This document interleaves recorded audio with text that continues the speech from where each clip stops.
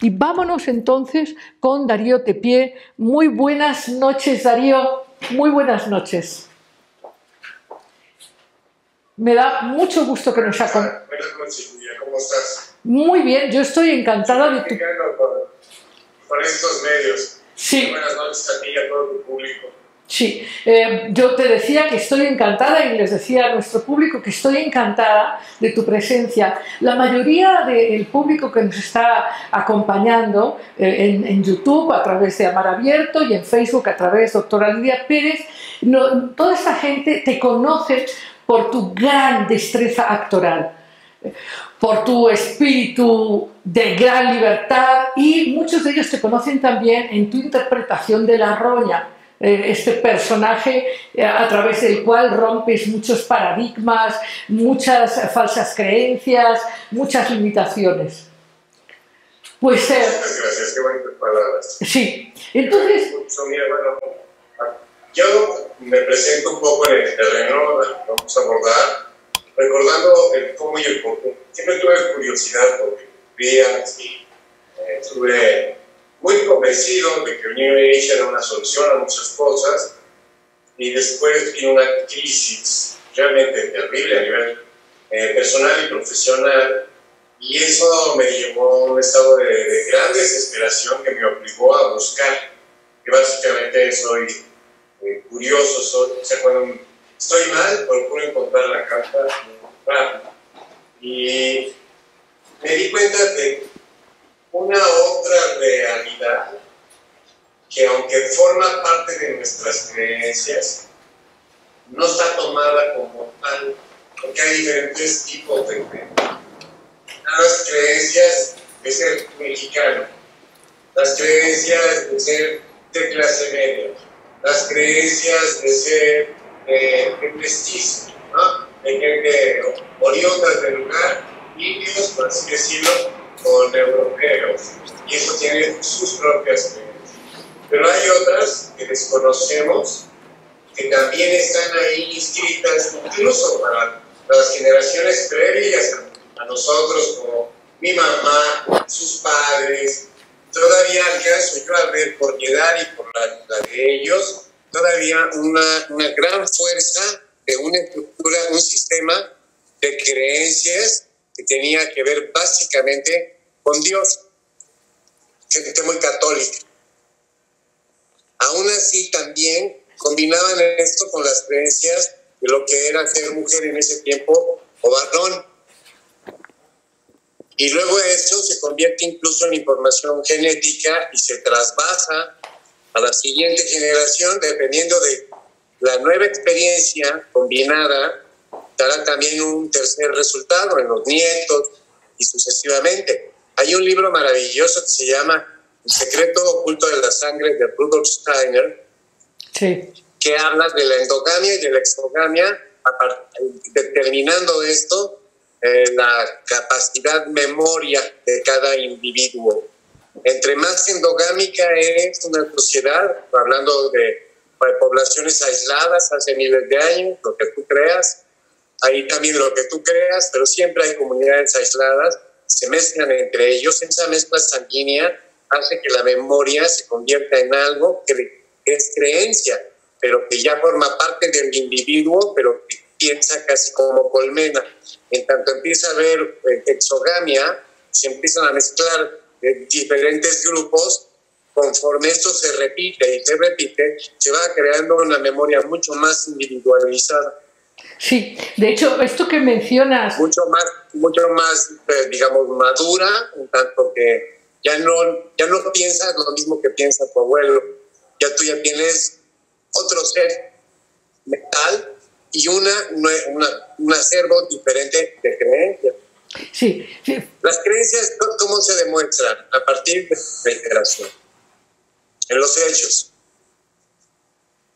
Cuando tú observas un patrón, ¿no?, que te va repitiendo con diferente reparto, digamos, pero con la misma historia, como las telenovelas, que siempre es la misma historia con diferentes actores, y esto lo vas percibiendo tú, te empieza a cobrar conciencia, quiere decir que eso está ocurriendo a partir de una creencia. Totalmente. Y hay creencias que tenemos guardadas en el desván, en un baúl viejo, pero que siguen operando. Sí. Es lo que le llaman el altarismo familiar. Claro. Lo que mamá se fue. Claro, esto que dices de Steiner, por ejemplo, que es muy claro, el creador de la antroposofía, que explicaba la importancia enorme de cómo transmitir creencias más expansivas en la educación. Pero fíjate que hoy está muy claro que ante la preocupación de la nutrición infantil para que los cerebros de los niños se desarrollen, hoy se sabe que la violencia y el abandono tienen un impacto bioquímico en el cerebro. O sea, no es solo la nutrición biológica, es la nutrición emocional y el tipo de pensamientos que opera, como tú acabas de decir muy bien, que opera en la manera de actuar de una familia. Eso acaba creando esto que tú ahora decías está en el desván, que son un conjunto de creencias subconscientes que nos hacen repetir y repetir y repetir y repetir lo mismo. Fíjate que una cosa que yo te quería preguntar, Darío, es: creo que en tu capacidad de interpretar distintos personajes y de haber tomado elecciones con enorme libertad, desafiando patrones conocidos, tú puedes decirnos que todo lo humano nos pertenece. Tú puedes decir. Mira, es una carrera muy especial el actor, porque, y además me encantaría que eso lo escucharan ellos, compañeros, compañeras, porque nosotros desarrollamos capacidades que se quedan inscritas solamente en el trabajo, en el oficio, pero que no llevamos la práctica como tal a nuestra propia vida, porque sí hay diferencia, mucha. Además, creo que lo que se refleja en el tipo de personajes que uno interpreta es más una cosa como un eco kármico de esa misma alma, que tiene una resonancia de memorias de vidas pasadas que le permite dar vida a cierto tipo de personajes mucho mejor que otros. Pero la práctica misma de crear creencia para que el personaje sea creíble, mira, crear creencia y somos creativos, todo el tiempo estamos jugando a que nos la creemos y con eso creamos. ¿Cómo me conmovió fulanita en tal escena? Porque la cantidad de creencia de ese oficio es como un músculo, se va fortaleciendo y llega un momento en que puedes hacer prácticamente cualquier cosa, siempre y cuando hayas trabajado el músculo de la creencia. Pienso que mucho así se podría arreglar, no todo de la vida diaria, porque también hay que sacar la basura. No se puede guardar la basura, meter cosas nuevas, se revuelve todo. Hay que limpiar muy bien la casa, sacar todo lo que identificamos como un patrón desagradable o doloroso, empezar a trabajar eso para reconocerlo y despedirse del juguete, ¿no?, de la infancia, y empezar a adquirir otras nuevas. Ahora, yo no pienso que uno deba guiar con creencias a los demás. Uno lo que debe hacer es permitirse primero uno creer. Creo que hay que saber volar un propio avión antes de inscribirse en lo que los demás deben hacer. No. Totalmente. Pero creo que en la actuación hay una clave interesante, en el oficio como tal. Bueno, esto que acabas de decir, de limpiar la casa, me parece interesantísimo. ¿Por qué? Porque creo que una de las creencias limitantes que tenemos hoy en nuestra vida es la creencia de que una vida buena es una vida donde no hay experiencias dolorosas, donde no hay emociones difíciles, donde no debe haber enojo, no debe haber miedo, no debe haber tristeza, donde todo tiene que estar planito, bonito y superficial. Y creo que eso es una creencia muy limitante. Yo soy así. Me confieso así, sí. Comodino. Sí, sin embargo, tú mismo decías, hay que... No es así, o sea, ahí ves al comodino corriendo, diciendo, algún día volveré a ser comodino. Bueno, tú Pero es cierto, es un deseo, además creo que es un deseo natural. Mira, creo que el cuerpo humano, independientemente de cada raza, porque algunas están mejor adaptadas, otras menos. Creo que en general vivimos en un planeta que tiene reservadas solo áreas muy pequeñas, como muy acogedoras, muy paradisíacas. En general, yo creo que como el 50%, si no es que más de la población, vive en lugares en los que el clima y las condiciones del terreno, la orología, etcétera, pueden ser muy complicadas. Incluso una ciudad con sus problemas de aglomeración, muy complicada. Pero nosotros, eso demuestra, y usamos ropa y zapatos, nos hacemos una carta, y eso demuestra lo comodinos que somos y lo poco adaptados que estamos en realidad como especie a este planeta. Yo creo que hay planetas que son mucho más adecuados para esta especie. Parte del experimento es que despertemos la creatividad a partir de la necesidad. Sí. La necesidad también puede heredarse como creencia y entonces luego convertir todo en una necesidad más que en una realidad, en una necesidad. Partiendo, yo sé que a ti te interesa, y a mí también, ya sabes, Giordano Bruno ya hablaba de los infinitos universos hace más de 400 años, y sé que a ti te interesa abrir la mirada a más allá del planeta y del sistema solar. Y sé que además eres un gran conocedor de la vida planetaria del sistema solar. Entiendo que tu profundidad a mí me interesa mucho, Darío, porque comparto esta riqueza. Mira, la creencia ahora está saliendo con mucha fuerza es que la Tierra es plana. Una nueva creencia a partir de una muy antigua creencia.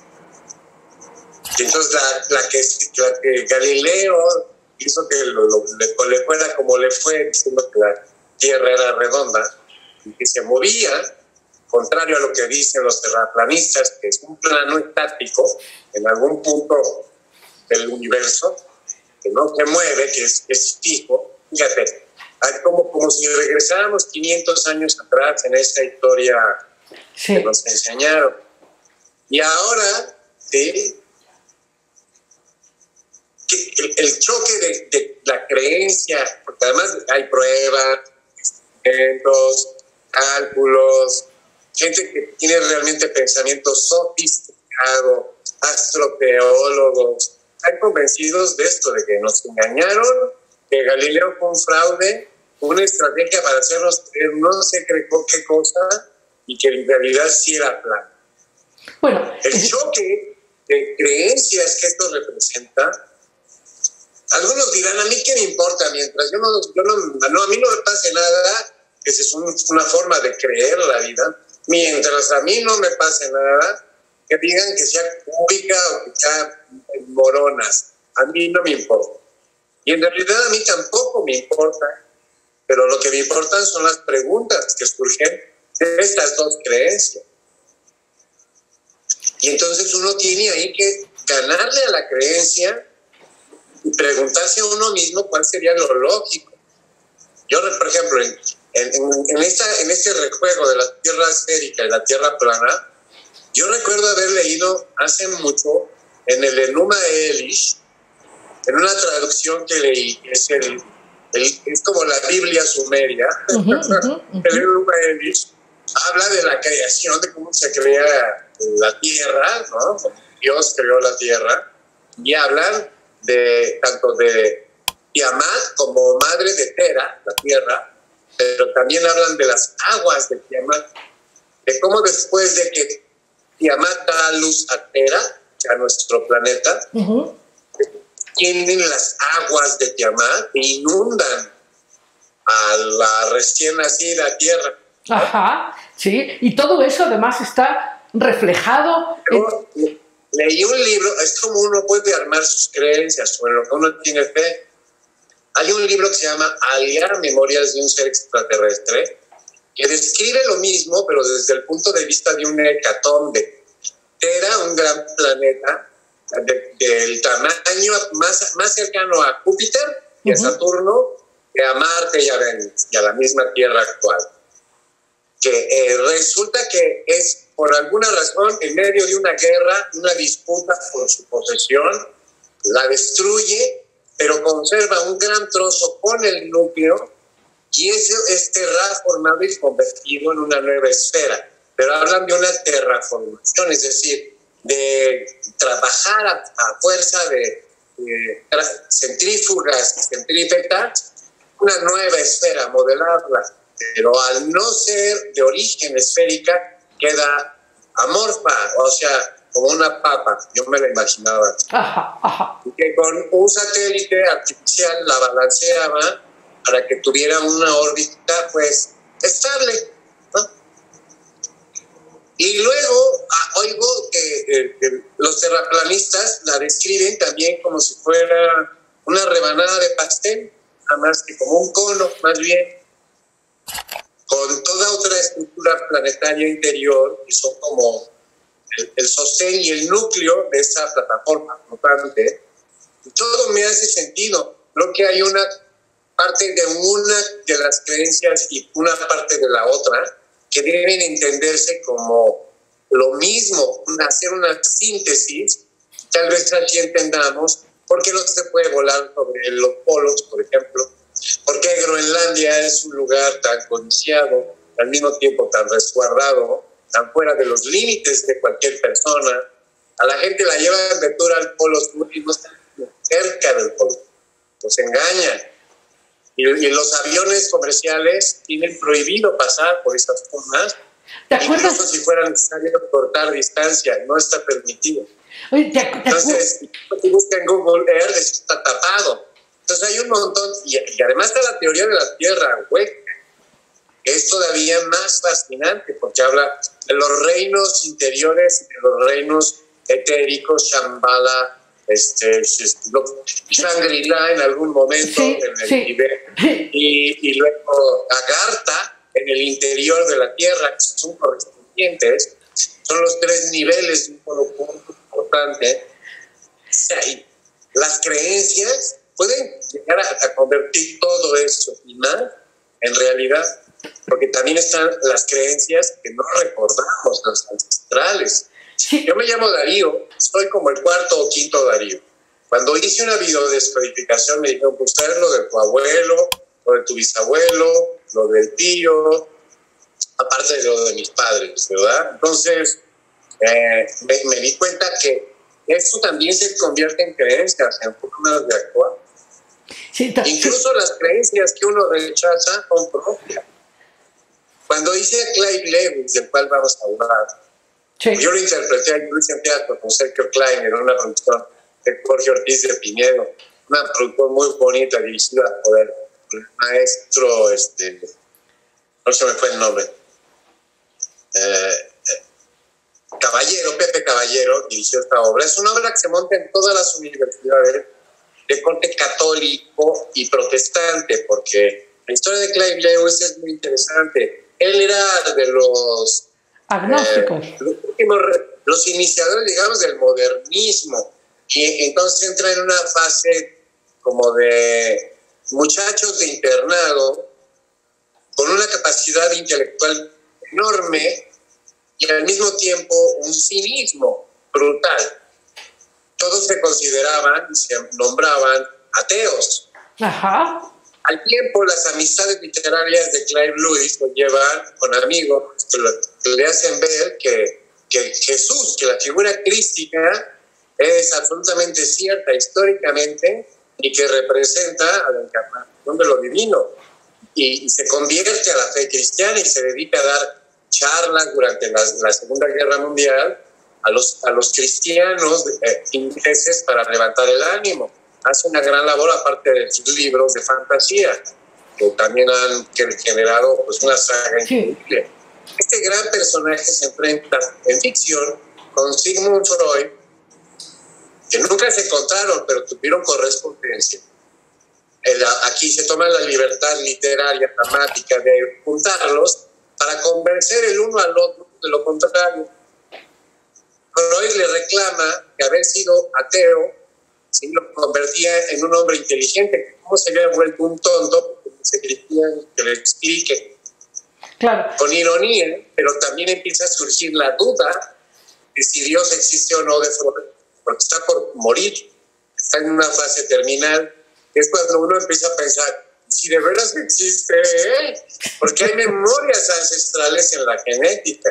Sí. Una cosa es el intelecto, una cosa es la ideología, pero todas conforman creencias. Sí. Como el ratero político que cree que se puede salir con la suya y se sale con la suya.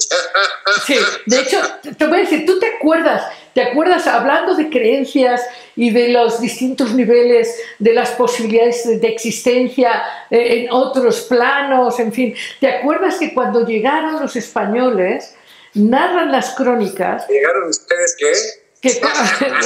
No, tus antepasados, vinieron tus antepasados, no los míos. ¿Te acuerdas? ¿Te acuerdas, Darío, que no reconocían las carabelas, no las reconocían? Eso es mentira. Entonces, digamos que cuando uno no capta, no tiene una determinada percepción, muchas cosas pasan desapercibidas. No las ves. Sí, es como cuando te compras un coche y lo ves único y divino y sales a la calle y todos traen uno igual. Es que es una especie de apertura, como de foco, como las cámaras que abren el foco, lo cierran, como el iris del ojo que abre a lo largo y luego aquí a lo corto. En ese enfoque y esa apertura, obviamente la tenemos limitada o la usamos de una manera muy limitada, de acuerdo a nuestras creencias. Oye, en la misma vida de Lewis, ya ves... La misma creencia te puede llevar a creer que puedes ver tu entorno 360 grados y lograrlo. Así es, cambiando. ¿Te acuerdas que, bueno, antiguamente se decía, ponte en los zapatos del otro? Ponte en los zapatos del otro, como una posibilidad de acercarte. De agarrar ambos. Ajá. Lo estás tomando a broma, pero yo creo... Es una broma, que estás tomando la broma, pero yo creo, Darío, que era una primera aproximación a comprender que la realidad, como tú ahora decías, se puede ver desde 350 o 360 o muchos puntos a la vez. Y yo creo que es terrible que nos limitemos, sobre todo cuando el prisma con el que vemos la realidad está guiado por la creencia en el sufrimiento, la creencia en el castigo, la creencia en la pobreza. Es fuerte eso. Sí, pues tenemos que ir expurgándolo, limpiándolo, porque tiene un origen. Como el pensamiento lo concretamos con palabras. Así es.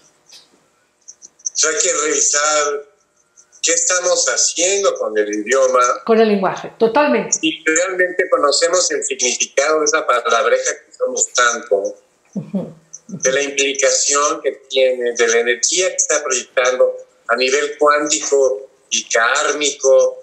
Y, o sea, nosotros no entendemos la multidimensionalidad de nuestra existencia, conciencia, no la usamos. Vivimos enfocados en la parte más angosta del mundo, ahí atrapados. Realmente creo que esa es la solución y la trampa.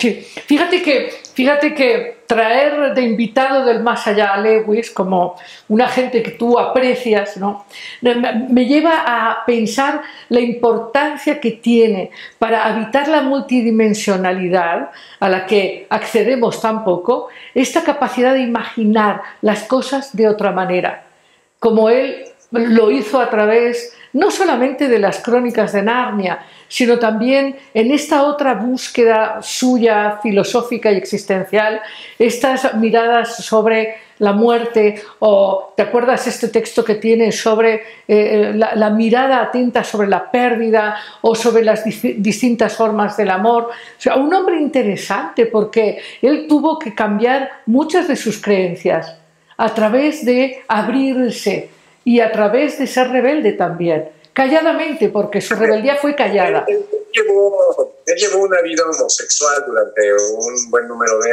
años y se consideraba como, él daba clases en Oxford y tenía una vida muy perfectita, digamos. ¿no? Rígida. Con amigos como este otro señor de las otras aventuras del Señor de los Anillos. Tolkien, amigo. Sí. Amiguísimo suyo, es el que por razonamiento lo lleva a entender lo que es la figura crística. Pero tenía una amiga de toda la vida, cuata, así, su hermana del alma, su cisterna, su carnala, y él pensaba que iba a vivir la soltería, eso que llaman el bachelor, para siempre, y que el amor para él no existe. Pasan 20 años o 30 de amistad, no sé cuántos, y un día se miran a los ojos, se dan cuenta de que se aman profundamente. Y justo ahí ella se enferma trágicamente, sí, de un cáncer óseo. A lo que iba es que su creencia se convierte en lo opuesto. Quiere decir que detrás de una creencia afirmada está también lo opuesto, la duda quizá, claro, o la otra posibilidad, lo que nos va a hacer transformar nuestra creencia. Esto es por voluntad propia o a fuerza. Ahí me lo... Sí. Lo hace uno, o lo hace la mecánica del universo. Bueno, con sus tiempos, con sus distancias, con sus horizontes, con sus días, con sus noches, nos van llevando así. Tú no quieres, mira, yo te voy cincelando hasta que estés bien fraguada como espada, o bien fregada como espada. ¿Entiendes? Que tu filo y tu equilibrio y tu balance sean impecables. Sí. Pero también existe la posibilidad de ser uno el propio herrero. Así es. El pebre de uno mismo. Y eso también depende de cada quien. Hay gente que ni lo quiere, ni lo necesita, o no lo cree. O no le exactamente, no le interesa, no tiene la motivación de ser el herrero de sus propias espadas interiores. Totalmente. No creen, los que no creen, los descreídos, el descreído siempre va a venir lo contrario y lo va a llevar a la fe. Ahora, esa fe que no tenía.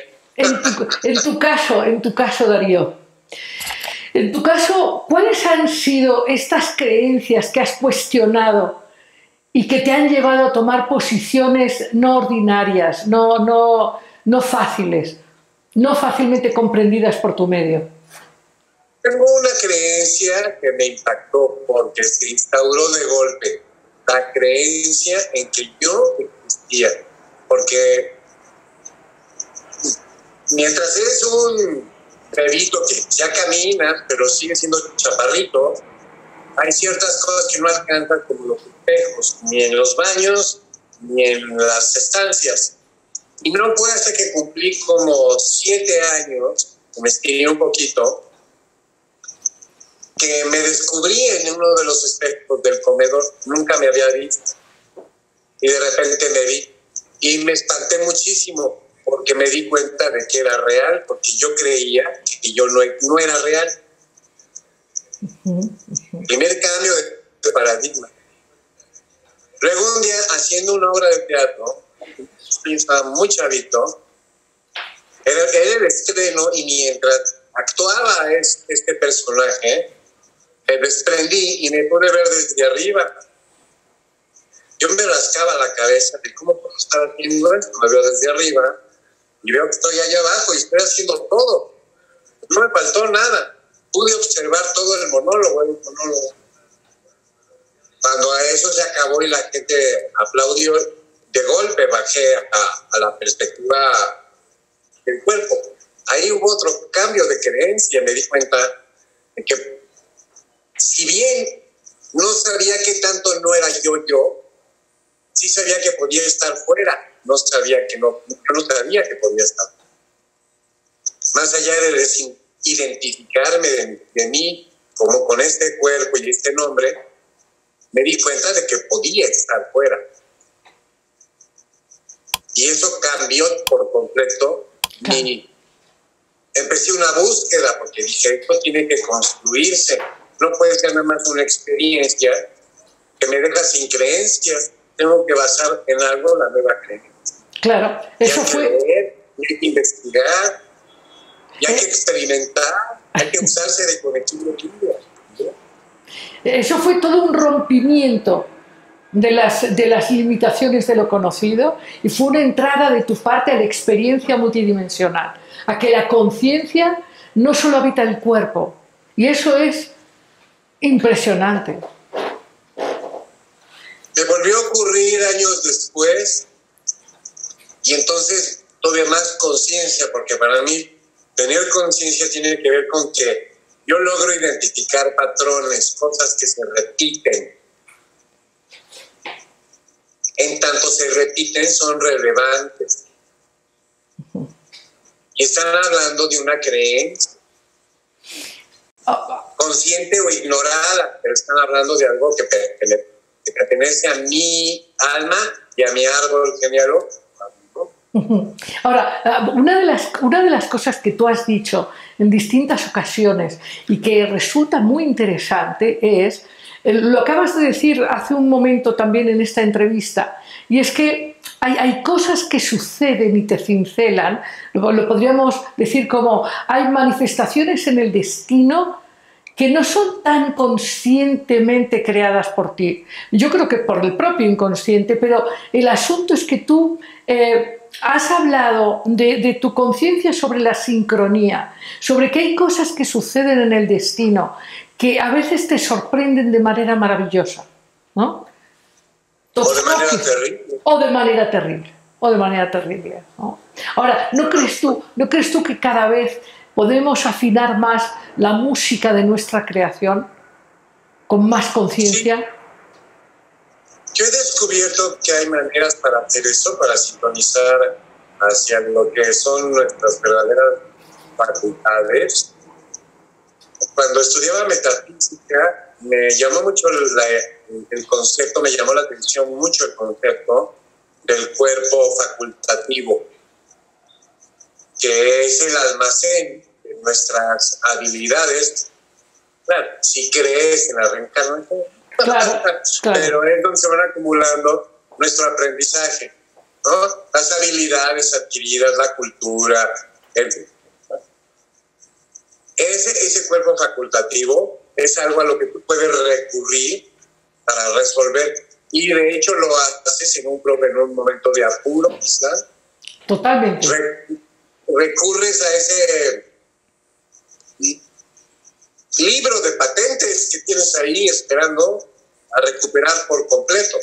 Lo que hablábamos hace un rato de lo que Platón decía, recordar. Aprender es recordar, experimentar es recordar. Y que record también en inglés también es grabar. Sí. Y siempre se graba un poco repasando. Estamos además por Mercurio retrógrado. Sí. Entonces hay que revisar siempre muy bien. Ahora, por ejemplo, la creencia en la astrología. Ahí yo ya no lo veo tanto como una creencia, sino como algo que siempre está para comprobación, en tanto que la conciencia te permite reconocer los patrones que da la astrología, las generaciones que Júpiter forma cada 12 años, que son los mismos 12 años que el horóscopo chino marca para los animales. Es un calendario jupiterino, jupiteriano. Ajá. Quiere decir que allá tienen a la misma deidad de manera consciente, tanto planetaria como en el caso de Buda, que es la encarnación de Júpiter, que es lo mismo, son una cosa de números que te da un patrón, y la conciencia me permite ver que esa creencia tiene que ver con esta, que es la astrología. Y así seguramente otras se me marcan a partir de periodos de 12 años. Bueno. Y alrededor del 12 siempre te crece, o digo al centro, y entonces ya entras en la onda más tolteca, maya. Y siempre esas creencias son las colectivas, son las que tocan, las que tocan el tiempo sin tiempo. Son como el azúcar glass. El pastel es de chocolate, pero tiene esa azuquita siempre pegada, de lo que es el ambiente y el país, la región en la que uno crece, porque Buda tiene el mismo imperio que tiene Jesús y para mí son la misma cosa, son la misma creencia, más con nomenclatura diferente. Las creencias como el budismo o el catolicismo o el judaísmo o el islam, como son un sistema de creencias que no acepta ni reclamo ni cuestionamiento, pues son las más peligrosas porque son las que quieren condicionar a un grupo enorme con creencias tipo colmena, cuando que el mundo ya rebasó eso por la exogamia, por las mezclas que se han dado. Sí. Déjame regresar al libro de Alia, porque hablaba de una mezcla racial, hablaba de mis ancestros, que decía, las razas se pueden mezclar, porque cada raza trae su cultura y puede traer un resultado maravilloso, pero hay razas que no se deben mezclar, porque si se analiza el sistema de creencias de cada una, van a crear un conflicto interno en los descendientes. Sí. Y en particular habla de la migración europea al continente americano y el mestizaje que se dio paulatinamente, porque tampoco se dio tan rápido. Creo que el verdadero mestizaje se empezó a dar a principios del siglo XX. Antes había una segmentación muy marcada. Y ahora todavía. Hasta que hubiera todas esas cosas, ¿no? de mezclas y submezclas, pero era también una minoría muy chiquita. La gente en general o se veía segregada o segregaba a partir del color de la piel, pero cómo no. Y no era políticamente incorrecto, al contrario, eso era lo adecuado. Políticamente correcto.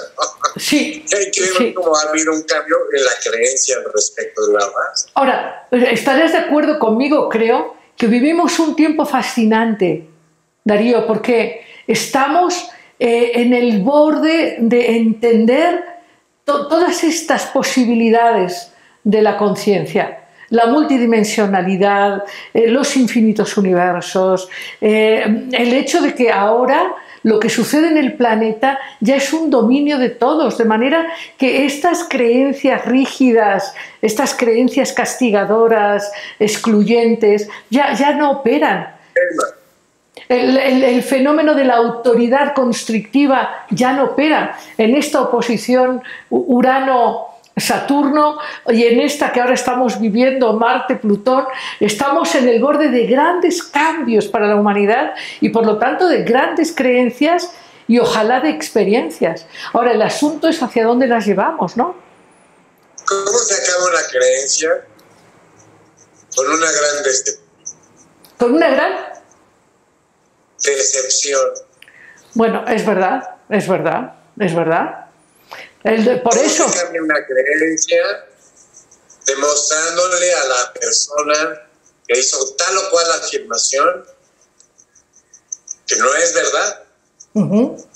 Así es. Por eso es tan interesante esto que tú planteabas de abrirse a otras razas, a otras culturas, a otras maneras de entender la vida, la muerte, lo sagrado, lo profano. Por eso es tan importante dejar espacio a lo desconocido y hacerse amigo de lo desconocido, no defendernos tanto. También están las creencias políticas, sociales, todo el pensamiento decimonónico que trajo, digamos, al humanismo, lo convirtió en unicismo. Así es. No supieron o no quisieron hacer la combinación real entre lo divino y lo humano. Así es. Era o todo o nada. Sí. O materia o espíritu. Y entonces ahí tienes todo el pensamiento económico de los últimos 200 años. Que tiene yo creo que hay un gran porcentaje de gente joven ante una crisis que es como el gigante dormido, como el dragón dormido, que en cualquier momento se levanta y se lleva el tejado, porque la mayoría de ellos son yogis nihilistas. Hacen yoga por deporte, pero no hay realmente ni el deseo ni el cariño por tener una fe o una creencia de algo más allá de una nariz. Sí, digamos que yo coincido en que la ausencia de conexión con lo sagrado es una gran pérdida y tiene que ver efectivamente con una mirada absolutamente hipnótica en el poder y en la materia y en las cosas y desde tan rígidos los renunciantes como renunciantes a la materia como los que renuncian a lo sagrado. Creo que lo ideal será en el futuro aprender a integrar lo femenino, lo masculino, lo sagrado, lo profano, aprender a habitar y a integrar todas las posibilidades de la conciencia. Pues sí, a ver si no nos empachamos, porque es un plato muy lleno. No creo. Yo creo yo creo que sí. Yo creo que sí podemos. Sí, claro. En fin. Oye, tú eres muy revoltoso y has logrado irrumpir en los teatros y en los foros a través de este personaje de la roña que te da la libertad de decir lo políticamente incorrecto. Te da la oportunidad de sacudir las conciencias de una manera intensa, fuerte. ¿Por qué lo haces? Ay, no sé. Por muchas razones. Tal vez ni siquiera tienen coherencia si las ves todas en conjunto. Tiene que ver con mi rebeldía. Tiene que ver con darme una lección a mí mismo de muchas cosas. Tiene que ver con integrar los dos hemisferios. Tiene que ver con el género que más libertad me ha dado la vida, descubrir que soy. En un instante me convierto como en un pequeño dios. Porque no nada más he hecho a la roña, he hecho a otros personajes y he encontrado el mismo placer. La roña me gusta hacerlo porque me equilibra esféricamente. Me da además me permite sacar lo que a mí me parece desagradable de mí y convertirlo en humor. Pero que yo quisiera que no existiera en mí, pero tiene que existir. Se tiene que marcar la energía, porque si no, se te pudre el tamal, ¿me entiendes? Eso empieza a oler mal. Bueno, sin embargo, curiosamente se vuelve este magma oscuro emocional, se vuelve muy creativo, se vuelve, a partir de la fuerza telúrica interna tuya, se vuelve muy creativo, se vuelve muy estimulante, muy vivificante. A veces nada más es telúrico y volcánico. Oye, me gustaría hacerte muchas preguntas, pero será para la próxima, en donde espero que estés aquí en vivo para que podamos mirarnos, si cabe, con más intensidad todavía. Sí, Lidia, era un placer. Sí. Fíjate que, no sé, hago juegos de palabras y me gustaría preguntarte, no sé, te iba a hacer una serie de preguntas sobre palabras aleatorias, no sé, por ejemplo, la palabra tormenta. ¿Qué te dice? ¿La palabra qué, perdón? Tormenta. La tormenta. Thor es el dios de los vikingos, ¿no? De los nórdicos.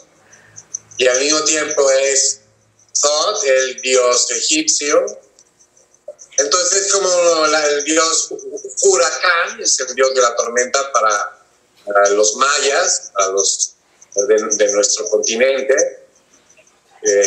Es una tormenta, es la mezcla de los elementos desatados del agua y del viento.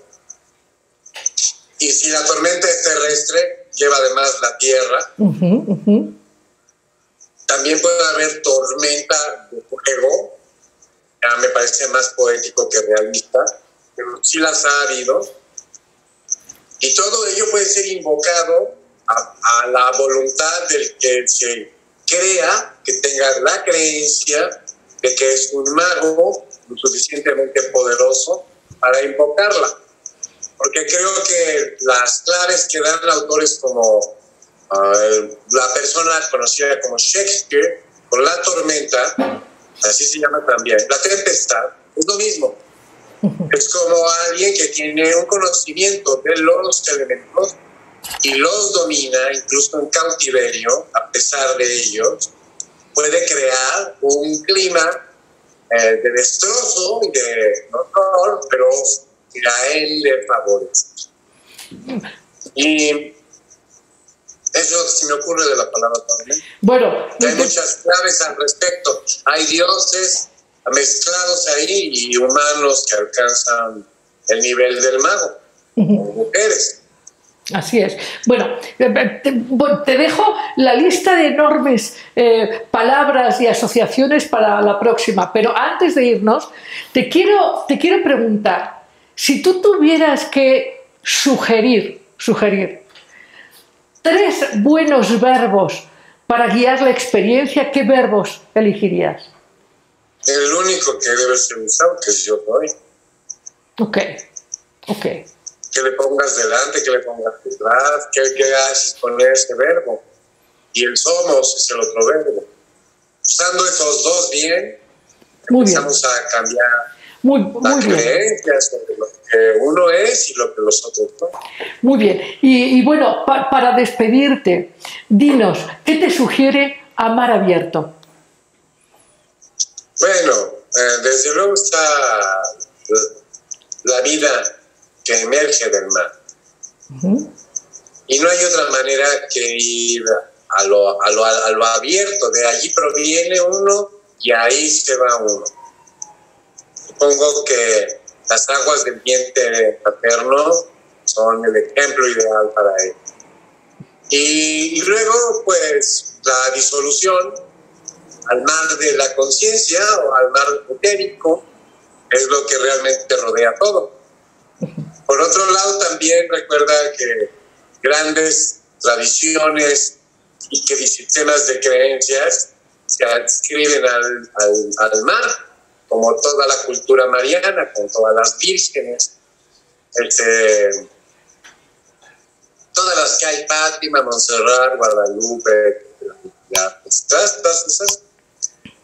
Concepción y las 11.000 vírgenes, todas son ellas. Son al mismo tiempo todas las diosas de la antigüedad, ¿no? Desde Inanna hasta Diana y todas sus versiones, mujeres, Juno, todas las grandes reinas del cielo, que al final de cuentas son un aspecto de la diosa, Isis, en este caso. Entonces, pues a eso me remite este programa. Muy bien. Conocimiento ancestral y que ahora será moderno. Muchísimas gracias, Darío. Queda mucho que compartir. Muchísimas gracias. Creo que tus reflexiones sobre las creencias son reflexiones que obligan justamente a dinamizar nuestras propias miradas. Y hasta muy pronto, Darío. Muchísimas gracias. Igualmente. Un beso grande. Gracias. Gracias.